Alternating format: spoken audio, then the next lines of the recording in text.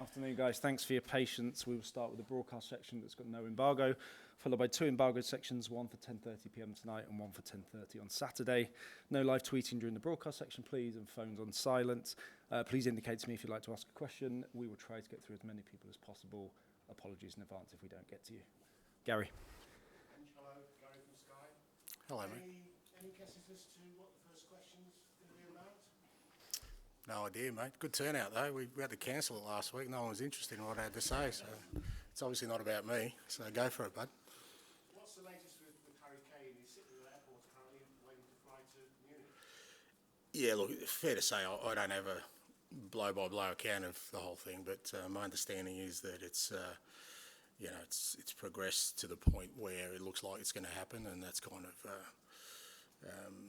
that's all the information I kind of have at the moment, and from that perspective, it at least gives us sort of some clarity, unless something unforeseen happens, that we move forward without Harry.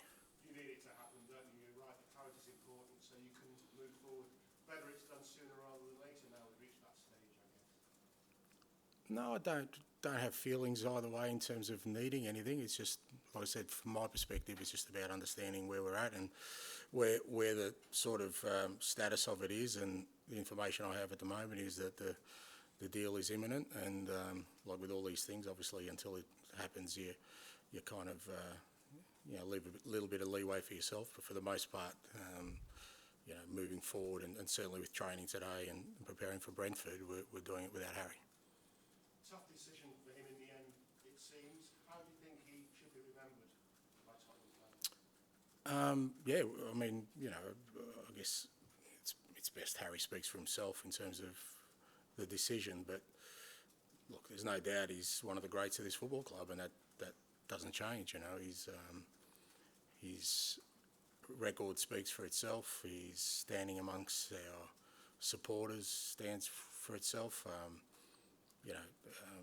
I'm only new in the building, mate, but I'm certainly not a spokesman for this football club in the sense of proclaiming people's status. But I think it's fairly evident that Harry Kane will always be one of the greats of this football club. £85 million, up to maybe even a bit more than £100 million coming to the club. You've got quality strikers, quality forward players in the building already, but will you be looking for a like-for-like replacement for Harry? I don't think there's a like-for-like replacement for Harry, mate. Position-wise, sorry. In terms of a striker, yeah. Look, again, we've been planning for this, fair to say, for a while. I think it doesn't take too much investigative work to realise that this was going to happen. So we've been sort of planning for it to happen anyway. So a lot of our business up till now is with that in mind. So this doesn't change things dramatically from my perspective anyway, in terms of what we're trying to build. There's still movement in the squad, absolutely. We've still got a fairly big squad that we need to move out, some players, and I think some players will seek opportunities elsewhere, and there's still, 3 or so weeks to go in the transfer window. So I think there'll still be movement, but that's not because Harry's gone. That's always been in the plan. In terms of a 20 goals plus a season, man, have you given Premier League a list? I don't think it works that way, mate. It's not, it's not my wife handing me a shopping list to go down and get some milk and bread for the kids. Like I said, we've been sort of, our whole strategy has been around the fact that Harry wasn't going to be around, more than likely. So it's not like we've had to have a powwow this morning and, geez, what do? We knew it was coming, and we've been working towards that. And from my perspective, we're preparing now for Brentford, and there won't be anyone incoming between now and Sunday, so that's where my focus is. Becky. Hi, Ange. Becky here. Vicky van der Ven has joined the club. How's he settled in, and how many training sessions has he had? Do you expect him to be available on Sunday? Yeah, no, it's good to get Mickey in, and he's settled in well. It's always it's easy for me to say, but having just been through it myself, it's not as just simple as them coming out and training. They've got to sell themselves off the field as well, and all these kind of things take time. But he's looked bright at training. He's had a pre-season with Wolfsburg. He hasn't played 90 minutes yet, so it's fair to say again, match conditioning wise, he's probably not at the level. But he's definitely available for the weekend. We'll have a look at him. He trained today, trained well today. Excuse me. We've obviously got a session tomorrow, and then, in terms of the team selection, I'll make some decisions after that. But he's available for selection. And any other injury concerns outside of the stuff that we don't know about? No, we've obviously got some long-termers who kind of won't be available, but everyone else sort of who played the last 2 games, Shakhtar and Barcelona, apart from some minor knocks, they've all trained today. So, there's no one that will miss out from the guys who've kind of been involved recently. And how are you feeling about Brentford on Sunday? What kind of threat they pose, and do you feel you're set and ready? Well, I think I said yesterday, we have to be ready. You can't. The league's not going to wait for us, so it starts Sunday, so we have to be ready for it. Obviously it's a great test for us. Brentford away is tough for anybody in the league. They showed that last year, and I think you've seen growth in their team every year they've been in the Premier League. Again, they've made some really astute signings to strengthen in the areas they need to, and it's going to be a great challenge for us. It's a great physical challenge when you play Brentford. They work hard as a team. They're well organised. They're difficult set pieces, and we've got to try and counter all that stuff. But also, from our perspective, try and play our football. We've been working hard on that in the pre-season, and this is our first chance to sort of start to lay some foundations. Sam? Hi, Ange. I know you said that you've been sort of planning this summer, knowing this deal is likely to happen. But when the news broke yesterday, was there a fee had been accepted? Was there any part of you that thought Harry might say no? I want to stay. Did you try and convince him to stay? This is his team. This is his home. I know Bayern's a big club, but I think if you're involved in the football business as long as I know, as I have, clubs aren't talking to each other unless the player knows about it. We weren't negotiating with Wolfsburg for Mickey van der Veen and then trying to figure out whether he wants to come to us. All those kind of things are decided. So, those conversations I had a conversation with Harry the first day I arrived, and he was upfront and honest, and I was the same. And you kind of get an indication there that he kind of made up his mind that if the clubs agreed that he would go, particularly if it was, obviously his emphasis was before the first game. That was my preference as well. And there's nothing been along the way that's sort of made me feel like there's anything other than this outcome. So, like I said, none of these things happen in isolation. Everyone's pretty clued into what's going on. So, from my perspective, I hadn't received anything either from Harry or from the club or anyone else to suggest to me that anything had changed about his stance. and on James Maddison, a lot of Spurs fans are happy to see him here at Tottenham. Was he a player that you wanted early on as soon as you got him? What you're expecting him to bring to this team? Yeah, I mean, he was probably one of the first pieces of business we did. Yeah, I mean, he was available, and I was really excited to bring him into the group, knowing sort of what we needed to build here, and again, in the back of my mind, knowing that if Harry was going to leave, that's a fair few goals walking out the door, and you can't just replace that. I thought with one player, and I think an area of the club that probably needed some bolstering was midfield threat in terms of goals, and that's what Matters provides, goals, assists, and if we're going to sort of cover the fact that Harry's gone and all the goals are leaving with him, we can certainly try and spread that out, and Matters definitely provides that, and he's been brilliant since he's come in. To be fair, he's been outstanding, not just in the games, but in training and the way he's kind of embraced the club and the way he's kind of developed in the football we want to play. And do you sense that despite it's been a difficult couple of years, the Spurs some negativity in particular last year, but do you feel as if you've despite Kane going, you've really sort of united all the fan base? I think a lot of Spurs fans, when new faces coming in, you're an optimistic guy, you're very enthusiastic. I think Spurs fans have really taken to you early on. Do you feel as if you kind of got everyone on side early on and everyone seems really united going into the new season? Yeah, look, I think it probably belies the general impression of managers, but we're all eternal optimists, or else we wouldn't do this role, mate. There's enough people telling you can't do things that if you don't go into any challenge believing you can be successful and believing that you can bring success, then, there's no point being in it. So,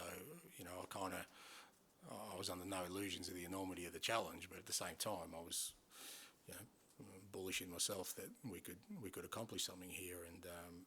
And in terms of the supporters, I've said all along, they've got the right to feel the way they want to, and it's up to us to change that if we don't feel, if there's a negativity amongst them, it's up to us to turn that around. It's not up to them to just sort of blindly, they'll always, have this eternal faith in their football club, but in terms of us, the people who represent it, we've got to prove to them that there's something to get behind there, and Sunday's an opportunity for us to begin to do that, and then hopefully, that positivity, transfers to our next home game, and then, because the energy that they provide the players will be enormous in us trying to achieve what we need to. Ali. Obviously, Harry's been wearing the armband in your pre-season matches. Hugo doesn't seem to be part of plans. Have you decided on your captain going forward? Yeah, I have, mate. Yeah. No, I'm not telling you. No. Look, we'll kind of go through that process tomorrow. As you said, I think, again, knowing that sort of Harry wasn't going to be here was something that, I kind of had on my radar. I'm not a massive one on sort of, having an outstanding captain. I think leadership is very much a thing that's very transferable amongst the group. Your youngest player can show leadership skills, but it's about sort of creating a culture and environment that's driven by the players and the people you have in those kind of positions, captain or leaders, whatever sense of the word you want, have to drive that, and sort of, that's been my part of my brief here in the early bits, just to observe, the players and how they interact, and the kind of environment they've set for themselves, and which players seem to take the lead in that, and then we'll sort of go through the formalities of that probably tomorrow. I'll rephrase this next question slightly. Is Sonny a strong candidate for that role? Well, it's not like a leadership poll. We're not having votes or anything. It's just, there's obviously some people here some players who've been here who've already contributed outstandingly to the club. But again, for me, it's not just about experience. It's not just about playing ability. It's as much about the person they are as anything else, and how it's going to represent us as a football club, and how it's going to represent the playing group. So there's all kinds of things that will go into it. And from my perspective, I'm really comfortable now with the group we have here, that we'll have a really strong leader out of it, and hopefully some lieutenants alongside him. Just a quick question about the future of another player. Even Perisic has been playing quite a lot for you in pre-season, obviously contributed a lot. Does he have a future on you? Yeah, I mean, I don't see any reason why he doesn't. Like I said, he's been playing, and he's been playing very well. Obviously I've followed Ivan's career for a very long time, and he's an absolute professional. The way he looks after himself physically, he's in unbelievable condition, and he's had a really strong pre-season for us. Both games, training. So yeah, he's definitely got a future with me, or with the football club, more importantly. Okay, we've only got a couple of minutes left of this section, so we'll go gentlemen in the suit, Antoine and George, please. Hi there, it's Matt Graven with BBC Sport. You mentioned you had a conversation with Harry when you first arrived at the club. Obviously, you had a vision. He said his ambitions as well, but did you try and convince him to stay? No, I didn't see the point in that, because whatever I was going to say was going to be irrelevant to what he felt being here for the last month. I could sort of plan this grand vision, but I'm sure he's heard it all before.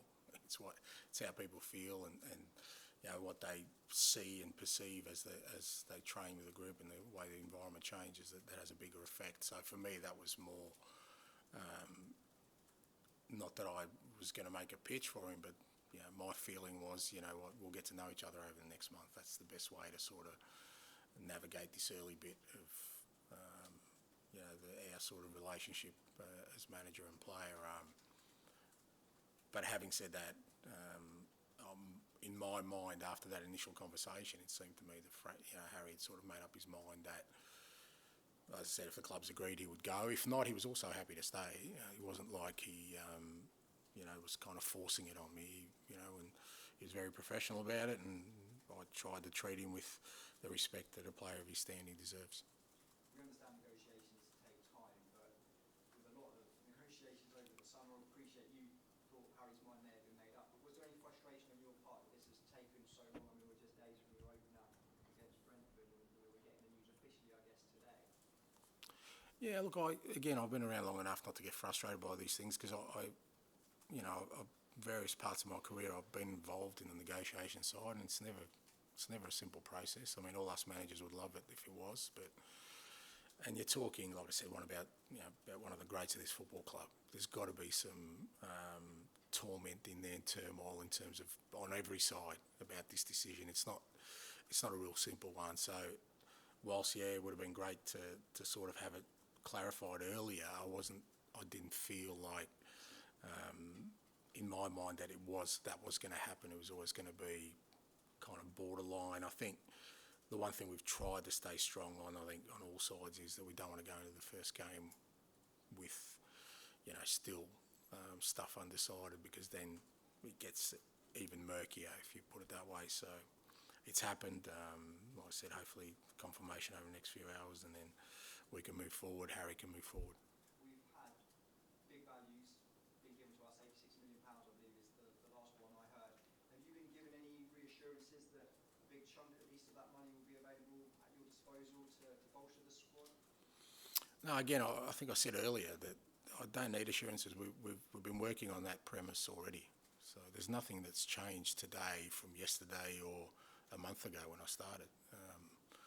We've had a clear idea about what we wanted to do in terms of, bringing in players to bolster the squad, the areas we needed to bolster. Like I said, there still needs to be some movement out. That's still, a big part of what we need to do. And within that context, we'll wait and see how all that unfolds. And there's still areas where we can manoeuvre to do some business, but that's not because of what happened today. That's sort of been planned from day one. Final one from me, sir. What does a successful season look like for you now? The same thing it looked for me yesterday. Nothing changes. I said we will try and build a team that hopefully plays football that excites our fans and brings success to this football club, and the ultimate measure will be our fans. They'll tell me whether they're satisfied or not with what I've done, and that'll soon be relayed to the people here and to you guys, and you'll all have a running sort of measure of how I'm going. But I'm not sort of putting any specific goals to it. I think I know what I want to achieve, and that is create a football team that excites our fans. Thank you for your time. Thank you. As well on ITV News. When it comes to Harry Kane, he's a record-breaking player. He's a pivotal for this club, but despite that, he wasn't able to bring the Spurs fans any trophies. So in the post-Harry Kane era, what does your side need to do to change that?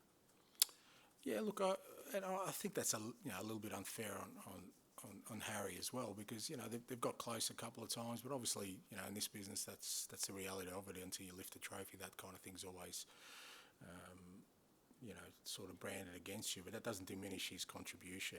And I think it's only fair that on a day like today that our supporters do have a sense of mourning and loss, because irrespective of the lack of success of the club, he's been a hero to them, and I think he'll continue to be so. But again, that him going doesn't change my vision of what I'm going to try and bring to this football club. It's fairly obvious that a club of this stature has to find a way to win things, and I think you can do that in many different ways. I have a very specific way of trying to bring success to a football club, this football club or any football club, and that is, playing the game a certain way, and that's what I'm going to focus on. And that's all I've ever done in my career is get the teams to play a certain way because I know it brings success, and that's my sort of challenge here as well. And hopefully moving forward, that not just the fans but the players themselves and everyone involved with the football club will see that the road we've embarked on will hopefully give us the opportunity for success, because that's all you can do. You can put yourself up there to try and be successful. Nothing's guaranteed, but we want to be in a position where we can bring success as a football club. But does the loss of Harry Kane give your project more time, knowing that the fans will understand, maybe the board will understand that Harry was such a pivotal part of this club previously, you're starting a fresh journey with a new group of players? Yeah, I don't know if you lot would be that forgiving, mate, to give me some more time. I think it's just the nature of football these days that we all love. Look, the reality is it does take time, but none of us know how much we have, and I've worked on that premise my whole career. I've said before, I go into every job thinking I'll be there for life, knowing that I won't be. So when that end date is, who knows? But that's not going to affect what I'm going to try and put in place, and I don't expect people to sort of cut me slack or give me time if I'm just bumbling along and making mistake after mistake. They need to see evidence. I think that's always the best way forward if you want to build something that's sustainable and might take a bit longer, is that along the way people actually see progress rather than me just telling them it's going to come after 3 months, 6 months or 12 months. If they could see it, feel it, then that buys you the time, because they can actually see what you're saying happening, rather than, like I said, me saying, well, you know what, can I have an extra 6 months now because Harry's gone? Why should they give me extra 6 months if I'm not doing my job? Hopefully they're seeing that anyway and saying, well, let's go another 6 months, let's go another year, because we like what we see and we're getting closer to where we want to be. And finally, as you said, some fans will feel like they're mourning today, other fans will be just wondering what's going to happen in the future. What's your message to those fans? Yeah, again, as I said earlier, I'm not going to tell them how to feel. They need to go through that process themselves. And I guess for me and the players, what's really important now is that, when they see their team play, that fills them with hope and belief that potentially we can build something that they're going to be, proud of. So I'm just really reticent to tell people how they should feel. If they're not feeling great about things, that's their right. There's probably a reason for that, maybe a good reason for that. What I want to do is hopefully give them something tangible on the field that excites them. And I think if we do that, they'll find their own way to get to the place where we're all sort of united and feeling good about the prospects of the football club. Thank you, man. Okay, we'll end the broadcast section with George, please. Hello, mate. Is Richarlison fit for this weekend? And he's Brazil's number 9 and he seems to relish that attack. Is he the sort of character that you think would relish the chance to try and build a result that we left behind? Yeah, he's fit. There's no issues with him. I mean, we didn't play against Shakhtar, but he was never going to be honest. We were always going to sort of play two different 11s, and he picked up a slight knock at training. But he got through the Barca game really well. Look, Richie's a fantastic player. He's, I said before, he's got some really strong attributes that fit in well with the way I want my team set up. He was a really, he's a hard worker for the team, apart from, obviously doing the stuff that he needs to in front of goal. But, there's all aspects to his game. And as you said, he's represented his country at a World Cup, not an insignificant thing. And sometimes when things like this happen, opportunity exists, and it's up to somebody to step through that door, whether that's Richie or anyone else. That's all you can ever ask for in football. It's opportunity, and him and the others. But like I said, I wouldn't be expecting one player, and it's not the way we'll be set up to sort of cover the absence of Harry. It's about the collective, how we can become a really strong offensive force with the players we have, and we have some really fantastic attacking players, of which Richie's one of them. There'll be a lot of debuts on Sunday. It will be your own first time managing in the Premier League. How excited are you about that, and actually about this being a Yeah, looking forward to it. Yeah, absolutely. You know, every sort of new challenge is, you know, the beginnings are always exciting.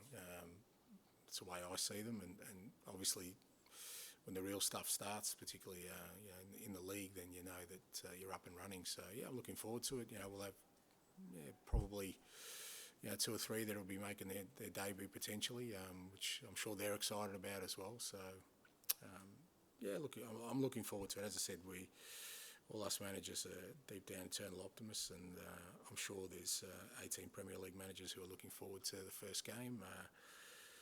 We'll assess our feelings after the first game and see how many of us are still bullish about it. Okay, we'll end the broadcast section there, please, and we'll move on to the embargoed section for 10:30 p.m. tonight. Who wants to kick us? Tom?